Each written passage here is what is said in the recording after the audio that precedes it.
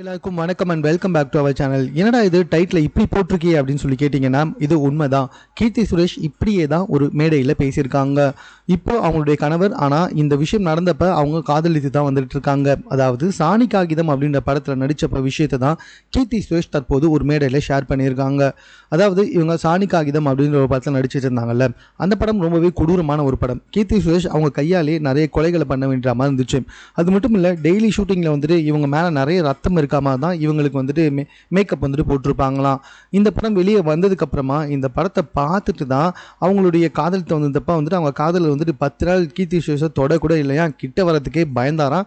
ஏன்னா அந்தளவுக்கு வந்துட்டு மேக்கப் ரொம்ப கொடூரமாக இருக்குமா. ஆஃப்டர் தட் படம் ரிலீஸ் ஆனதுக்கப்புறமாவும் அப்படிப்பட்ட ஒரு கதாபாத்திரத்தை நடித்ததை பார்த்து அவங்க கணவரே பயந்தாங்களாம். இதை தான் வந்துட்டு கீர்த்தி சுரேஷ் ஒரு மேடையில் சொல்லியிருக்காங்க. இது எதுக்காக சொன்னாங்கன்னா, ஒரு மேக்கப் போட்டு நாங்கள் அந்த மாதிரி நடிக்கிறப்போ வந்துட்டு ரொம்ப இயல்பானதாக இருக்கணும் அப்படின்றதுக்காக தான் இந்த ஒரு விஷயத்தை வந்துட்டு எக்ஸாம்பிளாக அந்த மேடையில் அவங்க பேசியிருக்காங்க. இது தற்போது சமூக வலைதளத்தில் ரொம்ப வைரலாக பகிரப்பட்டு வந்துகிட்டு இருக்கு. ஸோ மேலும் இது போன்ற செய்திகளை உடனுக்குடன் தெரிந்து கொள்வதற்கு நம்ம சென்னை சேனலை சப்ஸ்கிரைப் பண்ணுங்கள். இது குறித்த உங்களுடைய கருத்துக்கள் எதுவாக இருந்தாலும் கமெண்ட்டில் நீங்கள் பதிவு செய்யலாம்.